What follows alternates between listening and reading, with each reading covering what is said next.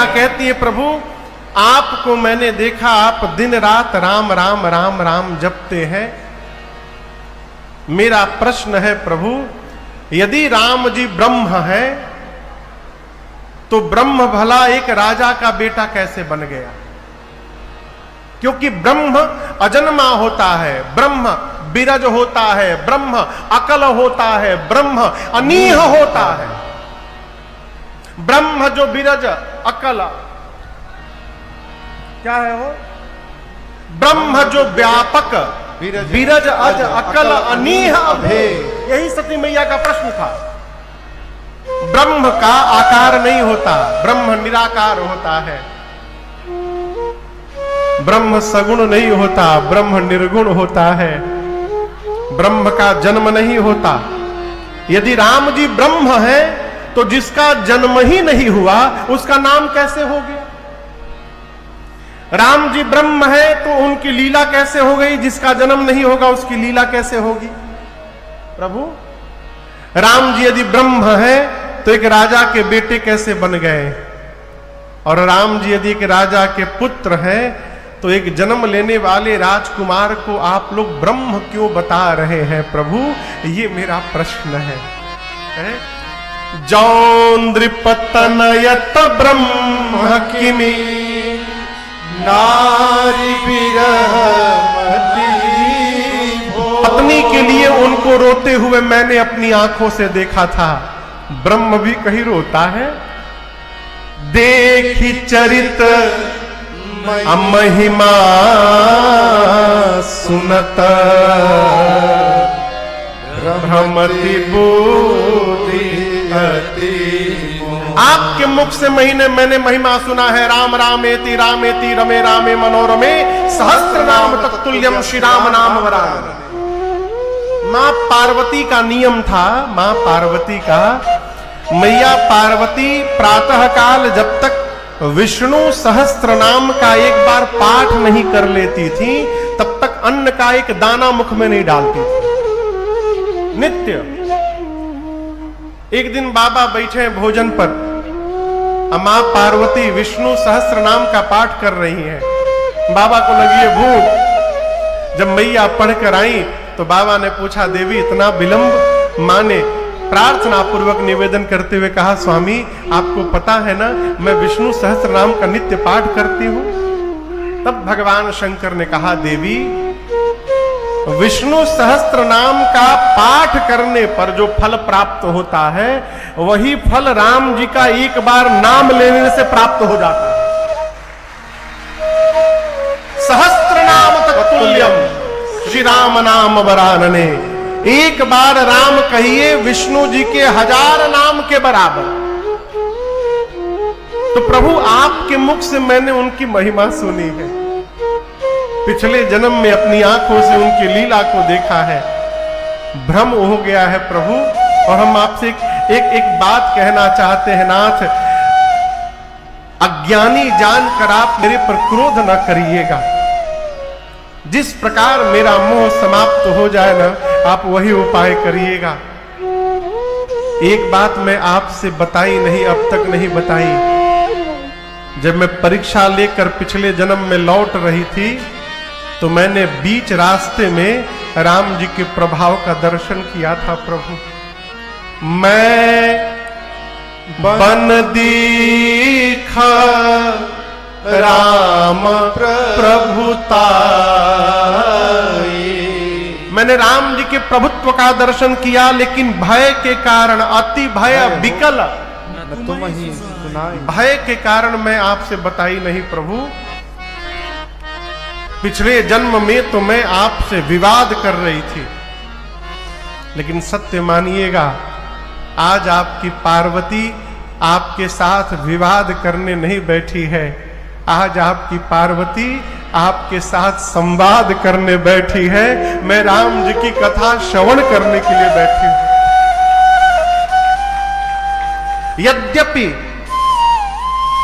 यद्यपि मैं स्त्री हूं। देखिए, स्त्री को लंबे अवधि के अनुष्ठान के लिए मना किया गया है। स्त्री को जो अनुष्ठान लंबा चले उस अनुष्ठान से स्त्री को मना किया गया है। क्यों? न जाने हो सकता अनुष्ठान में ही विघ्न आ जाए। कहो तो मां कहती प्रभु यद्यपि जोशिता नहीं अधिकारी, मैं स्त्री हूं इसलिए अनुष्ठानिक कथा श्रवण करने की अधिकारिणी नहीं हूं। लेकिन प्रभु घर में जैसे पति पत्नी बैठ के संवाद करते हैं वैसे तो हम लोग बात कर ही सकते हैं। आप अनुष्ठानिक न सुनाइए, हमको बिठाकर संवाद के रूप में सुना दीजिए। मैं उसी आर्त भाव से आपसे पूछ रही हूं। मां ने प्रश्न किया, निराकार साकार कैसे हो गए? राम जी के जन्म की कथा सुनाइए, बाल लीला सुनाइए, सीताराम विवाह सुनाइए। किस दोष के कारण राम जी को वन में जाना पड़ा वो सुनाइए। वन में राम जी ने कौन कौन सी लीलाएं की वो सुनाइए। इसके बाद वापस रावण को मार करके वापस आए, अयोध्या के राजा बने। राजा बनने के बाद कौन सी लीला भई वो सुनाइए। इतना पूछने के बाद पार्वती मैया बोली, प्रभु आप त्रैलोक्य के गुरु हैं, तुम त्रिभुवन गुरु वेद बखाना। एक बात और कहना चाहती हूं, जो पूछा वो तो सुनाइएगा, जो पूछने में मुझसे छूट गया है आप उसको भी सुना दीजिएगा, कुछ छिपा के न रखिएगा प्रभु। अब आप बताओ, इस भाव से यदि कोई कथा श्रवण करने बैठे तो कौन वक्ता है जो कथा नहीं सुनाएगा? हो घड़ी उड़ी बंद करके बैठ जाएगा। मां की प्रश्न को सूरी में रखे थे, मन में। कहां रखे थे? मन में। रचि महेश निज मानस। मां ने जब कथा को पूछा तो वो कथा मन से निकलकर हृदय में प्रवेश कर गया भगवान शंकर के। हर ही राम चरित सब आए, प्रेम पुलक लोचन जल एक एक रोम पुलकित हुआ, नेत्र से प्रेम अश्रु निकल पड़े। हृदय में रघुनाथ जी का दर्शन प्राप्त हुआ, श्री रघुनाथ रूप उर आवा। देखिए, कथा सुनने पर यदि भगवान दिखाई नहीं दे रहे हैं इसका मतलब हम कथा नहीं सुन रहे हैं। मैं आपको दावे के साथ कह सकता हूं, यदि आप इस पंडाल में बैठकर ध्यान से कथा सुनेंगे ना, आपको ऐसा लगेगा कि आपकी आंखों के सामने पूरी कथा चल रही है, दिखाई दे रहा है। बहुत पहले, लगभग 2015 में हम लोग तमिलनाडु में एक जगह है इरोड, कोयम्बटूर के पास इरोड, हम लोग कथा गाने गए। हो गया कितना साल हो गया? 9 साल हो गए। 9 साल हो गया हो। तो वहां कम इरोड कथा गाने गए तो एक नगर के बहुत बड़े सेठ जी आए कथा में। आए तो समिति के लोगों ने उनके प्रारंभ वाली आरती में बुलाया, सम्मान के साथ आए, आरती किए। आरती के बाद हमसे बोले, महाराज व्यस्तता बहुत अधिक है, मैं 10 मिनट बैठ के चला जाऊंगा। मैंने कहा जितना बैठ सके, इसमें कोई बाध्यता नहीं है। 5 मिनट बैठिए। बैठे, कथा प्रारंभ भई, वो 4 घंटा गए नहीं।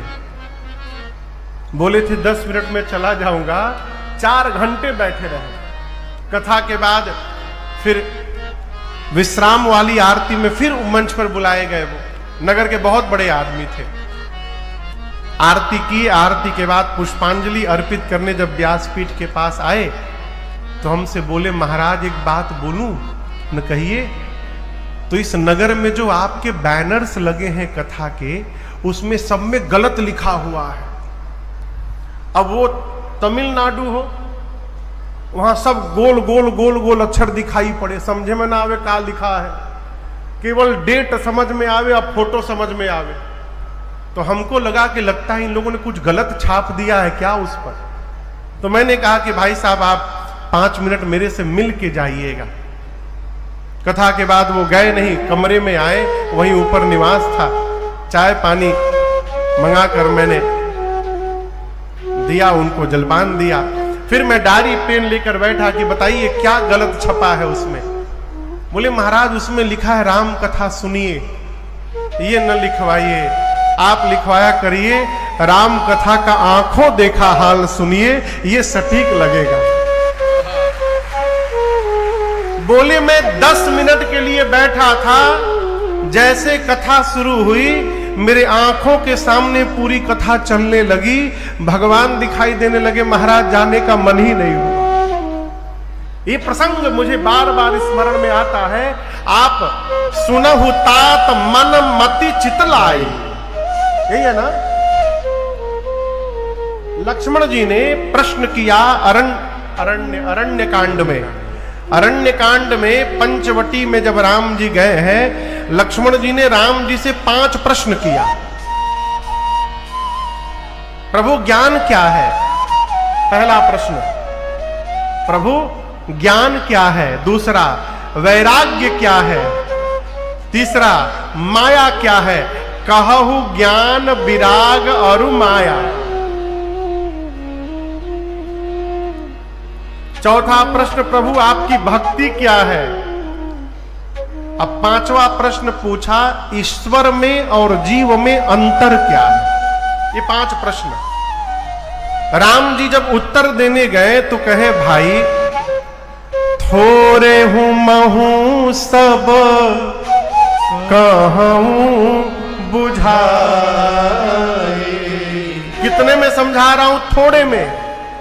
सुनहु तात मति मन चितलाए। अपने मन को, अपने बुद्धि को और अपने हृदय को एकाग्र करके लक्ष्मण जी सुनिए, तो थोड़े में ही सब कुछ समझ में आ जाएगा। ये प्रसंग कह रहा हूं इसलिए, यहां बहुत सारे बालक बैठे हैं। आज एक मीडिया के भाई मिले मुझे रॉबर्ट्सगंज में। उनका पहला प्रश्न था, महाराज आज की युवा पीढ़ी अध्यात्म से दूर होती जा रही है, इस पर आप क्या बोलेंगे? बगल में बाबू बैठे थे, वो सामने जो बैठे हैं ये बाबू बैठे थे मेरे बगल में नीचे। हमने कहा ये आपको बूढ़ दिखाई दे रहे हैं, देखिए टीवी में देखिए, यहां पर ये बूढ़े दिखाई दे रहे हैं आप लोग को। ये कथा में आगे आगे छोटी छोटी बेटियां बैठी हैं, सब बूढ़ी हो गई हैं। हमने कहा आप कथा में जाते ही नहीं, इसलिए आपको लग रहा है कि आज की युवा पीढ़ी अध्यात्म से दूर हो गई है। एक बार कथा में आकर देखिए, आपको युवा ही युवा दिखाई पड़ेंगे सर्वत्र।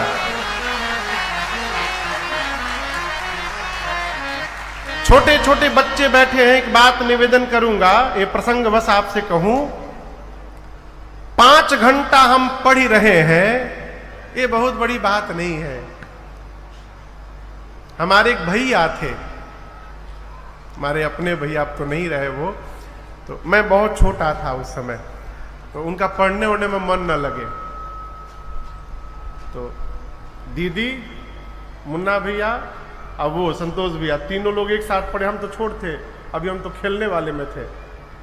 तो इन दोनों लोगों को डिस्टर्ब करने के लिए वो पढ़े, तो किताब उल्टा पकड़ लिए थे, अंग्रेजी का उल्टा, और शीशा के सामने खड़े होकर जोर जोर से आस्टली मास्टली ट्वास ट्वास ट्वास्टली पास्टली मास्टली ट्वास्टली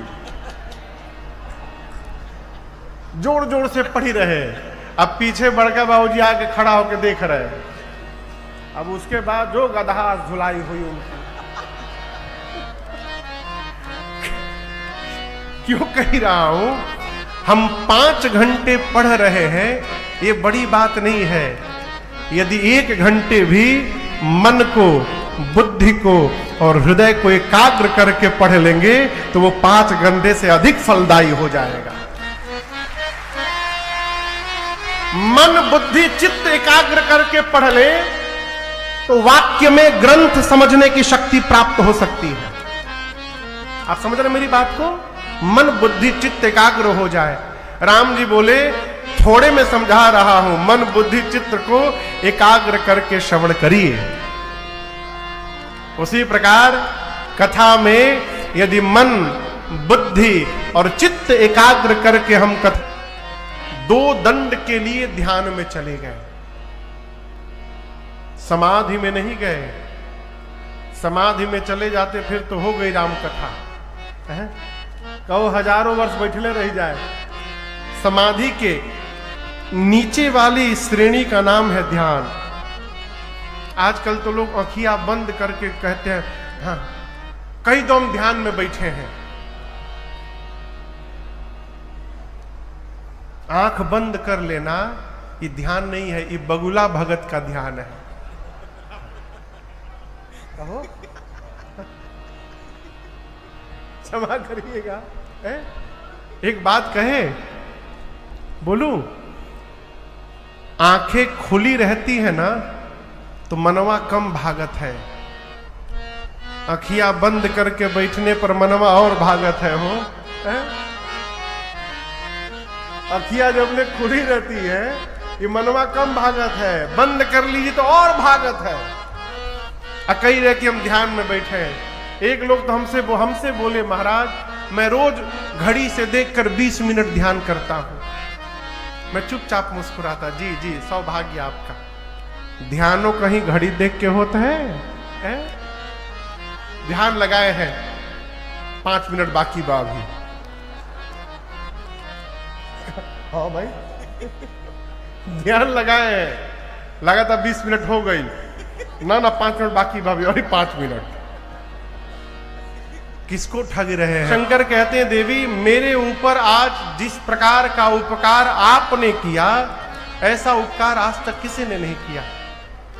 मां ने कहा प्रभु मैंने कौन सा उपकार किया, मैंने तो अपना भ्रम प्रकट किया है। बाबा कहते देवी पूछे हु रघुपति कथा प्रसंगा, क्योंकि ये सकल लोक जग पावनी गंगा। एक बात जीवन में सदैव स्मरण में रखिएगा, जो जीव भगवत कथा सुनने की रचना बना रहा है अथवा जो जीव भगवत चरित्र लीलाओं के बारे में पूछ रहा है वो जीव हमारे पर उपकार कर रहा है और उसको बार बार धन्यवाद ज्ञापित करना चाहिए। कहां बैठे हैं देवेंद्र जी?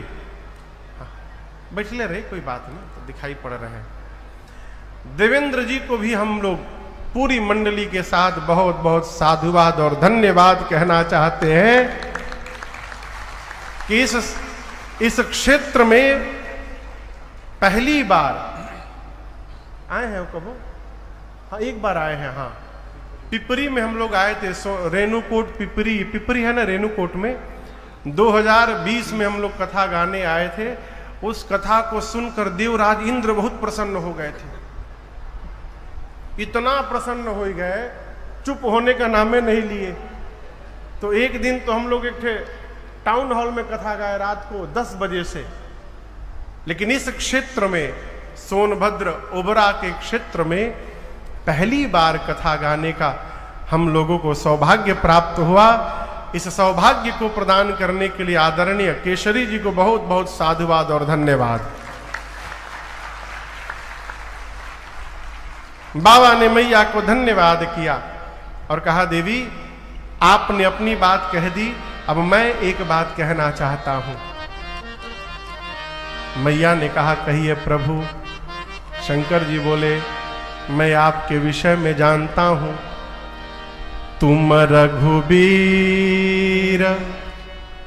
चरण अनुरागी,